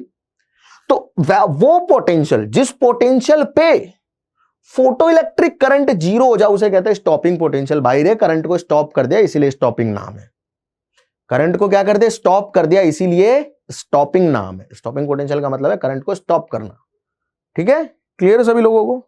तो ये बेटा स्टॉपिंग पोटेंशियल का मतलब ये है कि आपने पहले तो रिवर्स करी डायरेक्शन पोटेंशियल की, ठीक है, वैसी 0 वोल्ट पे तो बहुत ही कम पहुंच रहे थे, हम तो बढ़ा के पहुंचाया था हमने। अब मैं रिवर्स में बढ़ा रहा हूं, तो जो 10 पहुंच रहे थे उसमें से 9 पहुंचेंगे, फिर और बढ़ाया, फिर 8 पहुंचेंगे, फिर और बढ़ाया, फिर भाई सबके पास इतनी ताकत नहीं है ना कि वहां पहुंच जाए। सबसे ज्यादा काइनेटिक एनर्जी वाले इलेक्ट्रॉन्स जो हैं, मैक्सिमम काइनेटिक एनर्जी वाले, उससे ज्यादा तो निकल ही नहीं सकते, है ना। जो वर्क फंक्शन के बराबर एनर्जी खर्च करके निकले हैं उनके पास मैक्सिमम काइनेटिक एनर्जी होगी। और वो इलेक्ट्रॉन भी अगर मैंने रोक दिया इस पोटेंशियल को बढ़ा के, तो जो पोटेंशियल जिस पे करंट रुकी है, जिस पे इलेक्ट्रॉन एक भी नहीं पहुंचा यहां पे, उसे कह रहे हैं हम लोग स्टॉपिंग पोटेंशियल। ठीक है, क्लियर है सभी लोगों को। फंडा क्लियर होना चाहिए, डेफिनेशन कहीं पे भी मिल जाएगी तुम्हें। ठीक है, बस डेफिनेशन तो कोई दिक्कत वाली बात ही नहीं है, अपन भी लिखवा देंगे, ऐसी कोई बात नहीं है। तो आप लोग नोट करो, पहले मैंने जो भी बताया और जो भी बोला आपको और जो भी समझाया उसे नोट करने की जरूर कोशिश करें सबसे पहले। और यहां तक की बात अगर समझ में आ गई तो अब थोड़ा सा मैं इसको और अच्छे से एलोबरेट करने की कोशिश करता हूं। ठीक है, कर दूं पक्का? चलो यार हमें सबको पता है कि अगर यहां से कोई इलेक्ट्रॉन निकला है, क्या बेटा, यहां से अगर कोई इलेक्ट्रॉन निकला है जिसकी काइनेटिक एनर्जी मैक्सिमम है, तो वो काइनेटिक एनर्जी होगी half m v max I square. ठीक है, मतलब यहां पे इसकी इनिशियल एनर्जी मैक्सिमम थी। ठीक है, मैं ये पूछ रहा हूं कि जब इलेक्ट्रॉन यहां से और यहां आएगा तो उसकी काइनेटिक एनर्जी कितनी होगी। ठीक है, उसकी काइनेटिक एनर्जी कितनी होगी। ठीक है, आपने कहा सर उसकी काइनेटिक एनर्जी होगी हाफ m v मैक्स या वी एफ लिख देते हैं इसको। अब मैक्सिमम रहे क्या रहे नहीं रहे पता नहीं, बट वी एफ लिख देते, वी एफ स्क्वायर।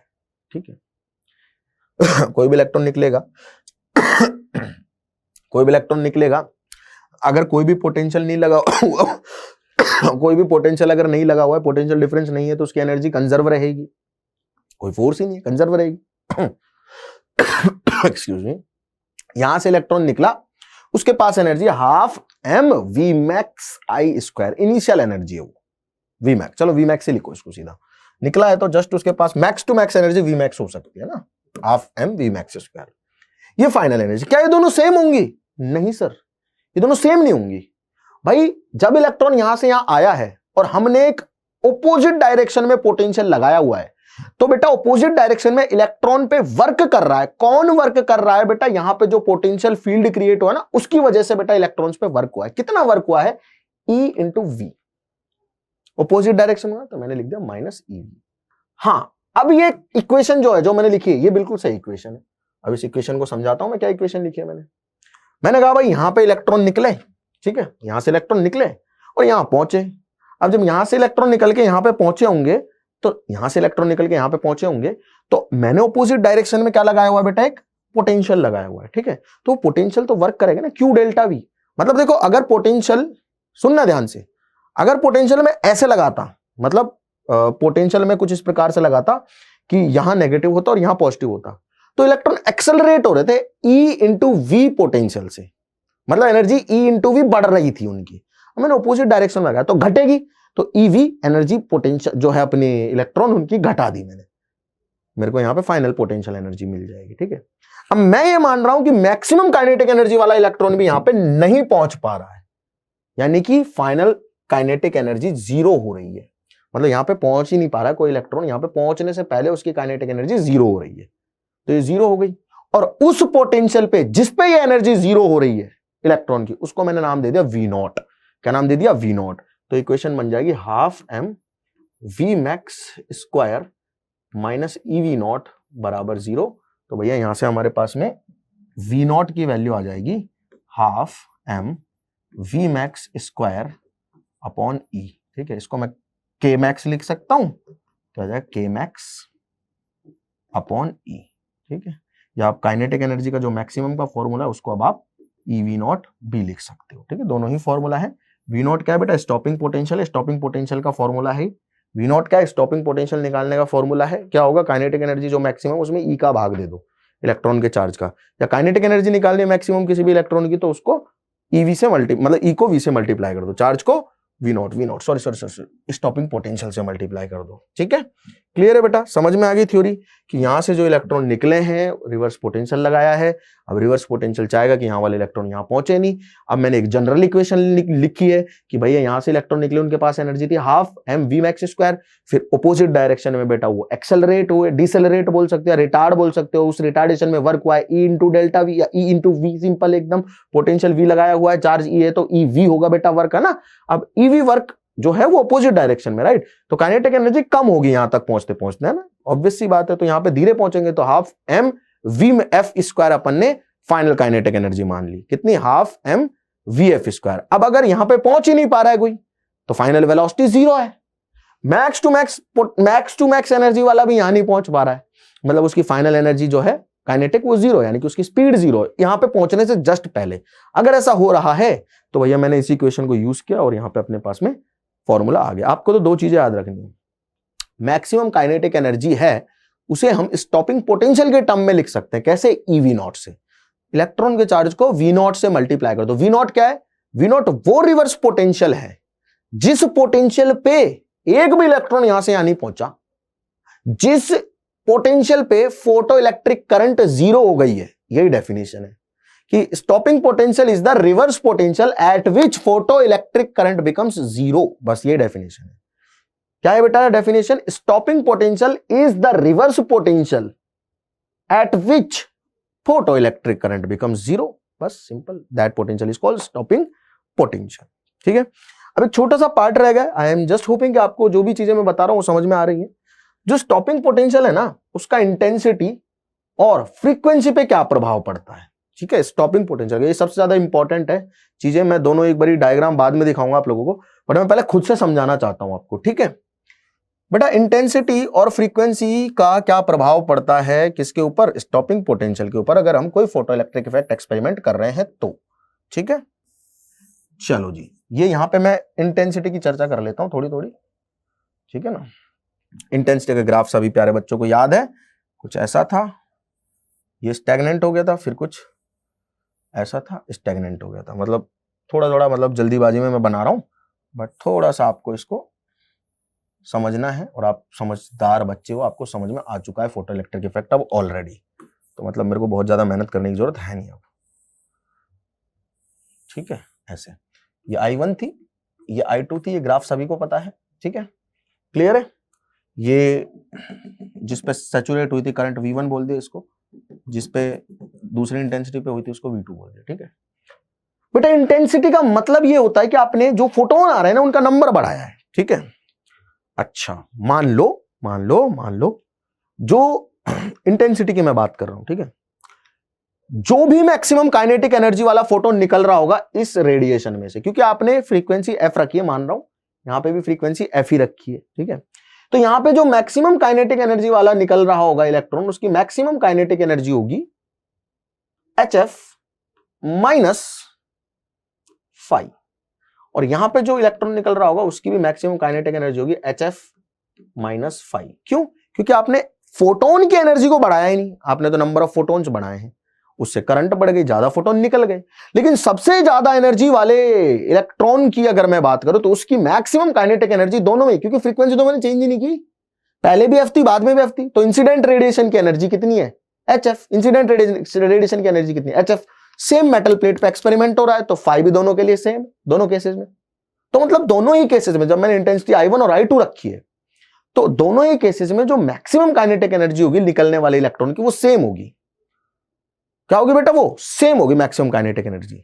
और मैक्सिमम काइनेटिक एनर्जी को मैं बोलता हूं बेटा, क्या बोलता हूं, Kmax को मैं लिख देता हूं यहां पे। Kmax को आई कैन राइट एज, सोचो क्या लिख सकता हूं, Kmax को मैं क्या लिख सकता हूं, मैक्सिमम काइनेटिक एनर्जी को मैं लिख सकता हूं किस टर्म में, इसको मैं लिख सकता हूं बेटा स्टॉपिंग पोटेंशियल के टर्म में। अगर दोनों ही केसेस में निकलने वाले इलेक्ट्रॉन्स की काइनेटिक एनर्जी सेम है, तो दोनों ही केसेस में रोकने के लिए जो मैक्सिमम पोटेंशियल चाहिए वो V0 ही होगा। अरे V0 ही होगा, चेंज तो नहीं होगा। तो मतलब ये क्या, इंटेंसिटी को कितना भी बढ़ा लो उससे स्टॉपिंग पोटेंशियल पे फर्क नहीं पड़ेगा, क्योंकि निकलने वाला इलेक्ट्रॉन दोनों केस में सेम है। आप I3 इंटेंसिटी डालो इससे भी ज्यादा, उस केस में क्या होगा, उस केस में करंट तो बढ़ जाएगी, लेकिन जो रिवर्स पोटेंशियल जरूरी होगा ना करंट को जीरो करने के लिए, वो पोटेंशियल तीनों ही केस में सेम आएगा। मतलब अगर मैं इस ग्राफ को आगे एक्सटेंड करूं ना, ठीक है, ये पोटेंशियल है ना, यहां पे V पॉजिटिव है, इस साइड में V नेगेटिव है। अगर मैं इस ग्राफ को आगे एक्सटेंड करूं, ठीक है, तो जिस पॉइंट पे करंट जीरो हो रही है ना वो पॉइंट सेम है, और ये जो वैल्यू आएगी V0। किसकी वैल्यू, स्टॉपिंग पोटेंशियल की। किसकी वैल्यू, स्टॉपिंग पोटेंशियल की। ठीक है, सिंपल है जी, बिल्कुल एकदम कोई दिक्कत वाली बात नहीं। ठीक, बात समझ में आ गई। अब हम बात कर लेते हैं, थोड़ी सी छोटी सी बात करूंगा मैं बस फ्रीक्वेंसी के इफेक्ट की। किसकी बात करूंगा मैं, फ्रीक्वेंसी के इफेक्ट की। ठीक है, कि फ्रीक्वेंसी का जो इफेक्ट है वो किस प्रकार से होता है, जरा उसे भी समझ लेते हैं। मान लो मैंने एक रेडिएशन, मतलब फोटो इलेक्ट्रिक इफेक्ट में मैंने एक रेडिएशन मंगाई, मतलब रेडिएशन डाली एक, तो हम सभी लोगों को पता है कि यहाँ पे V है बेटा, वही पहला जो एक्सपेरिमेंट किया था हमने, यहाँ पे I है फोटो इलेक्ट्रिक करंट। 0 वोल्टेज पे भी कुछ करंट होगी, उसके बाद वो करंट बढ़ती है ना, इस तरह से बढ़ती है ना, और फिर वो ऐसे स्टैग्नेंट हो जाती है ना। ये फ्रीक्वेंसी मैं मान लेता हूं F1। अगर मैं फ्रीक्वेंसी को बढ़ाऊं, मतलब मैंने नंबर ऑफ फोटोन तो नहीं बढ़ाए। क्या मैंने नंबर ऑफ फोटोन बढ़ाए हैं, नहीं बढ़ाए भाई। अगर मैंने क्या किया है बेटा, फ्रीक्वेंसी बढ़ाई है, मतलब मैंने कह रहा हूं कि पहले 100 फोटोन आ रहे थे, ठीक है, एक फोटोन की एनर्जी थी 2 इलेक्ट्रॉन वोल्ट। मैं कह रहा हूं अब भी 100 फोटोन आ रहे हैं, एक फोटोन की एनर्जी 3 इलेक्ट्रॉन वोल्ट, और ये जो फोटोन आ रहे हैं ये ऑलरेडी उस फ्रीक्वेंसी के हैं जो थ्रेशोल्ड से ज्यादा है। मतलब मैंने माना यार यहाँ पे भी कुछ 100 इलेक्ट्रॉन निकलेंगे, मतलब यहाँ पे कुछ मान ले तो 80 निकल गए होंगे, यहाँ पे 90 निकल गए होंगे, 100 के 100 तो नहीं निकलेंगे। खैर आप सभी लोगों को पता है कि कुछ इलेक्ट्रॉन्स जो हैं वो बहुत ज्यादा एनर्जी लूज भी कर रहे होंगे, मतलब मोर देन जो रेडिएशन से मिली उससे भी ज्यादा लूज कर रहे होंगे इलेक्ट्रॉन्स एनर्जी को। ठीक है, क्लियर है ये बात सभी लोगों को। रेशो जो होता है ना इंसिडेंट फोटोन और निकलने वाले इलेक्ट्रॉन का, वो लेस देन 1 होता है। याद रखना कि अगर आप 10 फोटोन डाल रहे हो तो उसमें से 9 इलेक्ट्रॉन निकलते हैं, 10 फोटोन की वजह से लगभग 9 इलेक्ट्रॉन निकलते हैं। The ratio is always less than 1 electron to photon ratio. ठीक है, तो आपने फोटोन तो नहीं बढ़ाए, आपने निकलने वाले फोटोन के गिरने वाले फोटोन की एनर्जी बढ़ाई है। क्या बढ़ाई है, एनर्जी। ठीक है, ठीक है, अच्छा इससे क्या होगा, इससे ये होगा कि 0 वोल्ट पे पहले 80 निकल रहे होंगे 100 फोटोन की वजह से 80 इलेक्ट्रॉन, अब 90 निकल गए होंगे, और क्योंकि उनके पास एनर्जी ज्यादा है उधर वाले इलेक्ट्रॉन्स के, उधर वाले फोटोन्स के पास में, अरे भाई उधर वाले फोटोन्स के पास में एनर्जी ज्यादा है, तो इलेक्ट्रॉन जो निकलेंगे उनके पास भी ज्यादा एनर्जी होगी। अगर मैं इधर बात करूं निकलने वाले इलेक्ट्रॉन की एनर्जी की, सुनना ध्यान से, काइनेटिक एनर्जी, ठीक है, K1 बोल देता हूं, तो वो हो जाएगी अपने पास में वर्क फंक्शन मान लेते अपन, एक वर्क फंक्शन मान लेते, फाई मान लेते अपन दोनों ही के लिए। फाई बराबर यहां भी 1 इलेक्ट्रॉन वोल्ट है और फाई बराबर यहां भी 1 इलेक्ट्रॉन वोल्ट है। ठीक है, तो 2 इलेक्ट्रॉन वोल्ट वाला आया, तो भाई उसने 2 उसको रेडिएशन मिली, उसमें से एक उसने खर्च कर दी, तो बची काइनेटिक एनर्जी 1 इलेक्ट्रॉन वोल्ट। यहां क्या होगा, यहां बेटा जो K2 है मैक्सिमम काइनेटिक एनर्जी की बात हो रही है, क्योंकि यहां वर्क फंक्शन कंसीडर कर लिया ना, तो काइनेटिक एनर्जी मैक्सिमम आ रही है।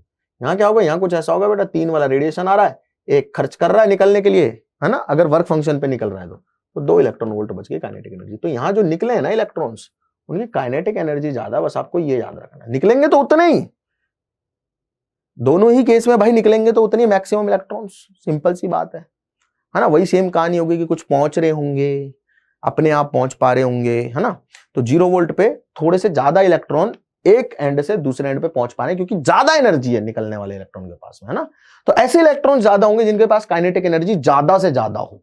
ठीक, तो भाई यहां हमने ये लगा लिया। ठीक है, लेकिन दोनों ही केस में इलेक्ट्रॉन तो बराबर ही निकलेंगे। अरे ये बात तो पक्की है ना, सेम ही मेटल है, और भैया मैं सेम ही मेटल पे मैं सेम रेडिएशन डाल रहा हूं। अब मैंने फ्रीक्वेंसी चेंज की, मतलब मैंने एनर्जी बढ़ाई, बट मैंने फोटोन तो नहीं बढ़ाए। फोटोन अगर बढ़ते हैं तो इलेक्ट्रॉन निकलने वाले बढ़ते हैं, अगर फोटोन नहीं बढ़े हैं तो निकलने वाले इलेक्ट्रॉन नहीं बढ़ेंगे। बस जो इलेक्ट्रॉन निकलेंगे उनकी काइनेटिक एनर्जी ज्यादा होगी, ये याद रखना है। क्या निकलने वाले इलेक्ट्रॉन बढ़े? नहीं, मैं मान रहा हूं यहां 100 निकले तो वहां भी 100 ही निकले, या यहां 80 मान लो, वहां भी 80 मान लो, सुन लो ध्यान से, निकलने वाले इनिशियली इलेक्ट्रॉन जो है उनकी संख्या सेम है, कुछ भी 100 मान लो आप, ठीक है। लेकिन 0 वोल्ट पे उधर जो 100 इलेक्ट्रॉन निकले उनमें से 50 के पास ज्यादा होगी काइनेटिक एनर्जी कि वो अपने आप पहुंच जाए, यहां 10 वालों के पास होगी, इसलिए 0 वोल्ट पे मैंने जो इनिशियल करंट है उसको ज्यादा दिखाया। लेकिन टोटल तो 100 ही है, मतलब पहले केस में भी 100 ही जा सकते हैं, दूसरे केस में भी 100 ही जा सकते हैं, तो 100 इलेक्ट्रॉन की करंट दोनों केसेस में फ्लो कर रही होगी, मतलब सैचुरेशन करंट दोनों के लिए सेम होगी, मतलब सैचुरेशन करंट दोनों के लिए सेम होगी, ठीक है। ये F1 फ्रीक्वेंसी है, ये F2 फ्रीक्वेंसी है, सैचुरेशन करंट जो है दोनों के लिए सेम होगी बेटा, ठीक है। सैचुरेशन करंट जो है दोनों के लिए सेम होगी, क्यों? क्योंकि यहां पे भी 100 ही इलेक्ट्रॉन निकले हैं, वो एक बार पहुंच गए तो सैचुरेट हो गई करंट, यहां पे भी 100 ही निकले पहुंच गए तो फिर करंट सैचुरेट हो गई, ठीक है। अब थोड़ा सा स्टॉपिंग पोटेंशियल की बात करते हैं। स्टॉपिंग पोटेंशियल क्या है बेटा? देखो यार, यहां जो इलेक्ट्रॉन निकला है उसकी maximum kinetic energy 1 electron volt है, और यहां जो निकला है यहां है 2 इलेक्ट्रॉन वोल्ट, तो काइनेटिक एनर्जी को मैं EV0 बोल दूं, EV0 बोलता हूं ना काइनेटिक एनर्जी को, तो यहां जो मुझे V0 देना पड़ेगा रोकने के लिए वो 1 इलेक्ट्रॉन वोल्ट देना पड़ेगा, यहां जो V0 देना पड़ेगा वो 2 इलेक्ट्रॉन वोल्ट देना पड़ेगा। भाई जो पहुंच रहा है इलेक्ट्रॉन उसकी एनर्जी ज्यादा है क्या नहीं है? तो रिवर्स में करूंगा, रिवर्स अगर मैं पोटेंशियल करूंगा तो ज्यादा एनर्जी वाले को रोकने के लिए ज्यादा रिवर्स पोटेंशियल लगाना पड़ेगा, कम एनर्जी वाले को रोकने के लिए कम रिवर्स पोटेंशियल लगाना पड़ेगा, है ना। तो इस केस में रिवर्स पोटेंशियल ज्यादा होगा और इस केस में रिवर्स पोटेंशियल कम होगा, तो कुछ ऐसा ही ग्राफ बनता है कि F1 कम है ना, तो ये आ गया V01 कि यहां पे करंट रोकने के लिए इस पर्टिकुलर फ्रीक्वेंसी के लिए हमें कम रिवर्स पोटेंशियल लगाना पड़ेगा, बट जो फ्रीक्वेंसी ज्यादा है उस इलेक्ट्रॉन को रोकने के लिए मुझे ज्यादा रिवर्स पोटेंशियल लगाना पड़ेगा। बहुत इंपॉर्टेंट ग्राफ है ये दोनों, बहुत ज्यादा इंपॉर्टेंट। सिंपल सी कहानी, अगेन मैं सिंपल है और आसान शब्दों में बता रहा हूं। 100 फोटोन आए, 100 फोटोन आए, इन 100 फोटोन के पास में 2 इलेक्ट्रॉन वोल्ट एनर्जी हर एक फोटोन पे, इनके पास है 3 इलेक्ट्रॉन वोल्ट, 1 इलेक्ट्रॉन वोल्ट है अपना वर्क फंक्शन, ठीक है। तो यहां जो निकलेगा उसके पास 1 electron volt maximum kinetic energy है, और यहां जो निकलेगा उसके पास 2 इलेक्ट्रॉन वोल्ट काइनेटिक एनर्जी है। मैक्सिमम काइनेटिक एनर्जी को मैं EV0 लिख सकता हूं, तो E से ही कट जाएगा, 1 वोल्ट आ जाएगा V0 इस केस में F1 फ्रीक्वेंसी के केस में, और 2 वोल्ट आ जाएगा V0 F2 फ्रीक्वेंसी के केस में, जिसका मतलब यह है कि इस वाले रेडिएशन से निकलने वाले इलेक्ट्रॉन को रोकने के लिए मुझे 2 वोल्ट का रिवर्स पोटेंशियल लगाना पड़ेगा, इस वाले रेडिएशन से निकलने वाले इलेक्ट्रॉन के रोकने के लिए, करंट को रोकने के लिए मुझे 1 इलेक्ट्रॉन वोल्ट लगाना पड़ेगा। तो फ्रीक्वेंसी कम होगी तो स्टॉपिंग पोटेंशियल कम होगा, फ्रीक्वेंसी ज्यादा होगी रेडिएशन की तो स्टॉपिंग पोटेंशियल भी ज्यादा होगा। ये अपनी बॉटम लाइन है। क्या है बॉटम लाइन? कि stopping potential is directly proportional to frequency of radiation. आपने फ्रीक्वेंसी बढ़ाई रेडिएशन की, स्टॉपिंग पोटेंशियल बढ़ेगा, आपने घटाई घट जाएगा, बस सिंपल। तो ये कुछ इंपॉर्टेंट बातें थी आज के चैप्टर की। आई होप आप लोगों को बहुत अच्छे से समझ में आ गई सारी चीजें। मिलते हैं अगली क्लास में न्यूमेरिकल्स के साथ में, थ्योरी को ढंग से पढ़ के आना, बाकी सारे डाउट अपने न्यूमेरिकल के अगली क्लास में दूर कर लेंगे। मिलते हैं अगली क्लास में दोस्तों, थैंक यू सो मच।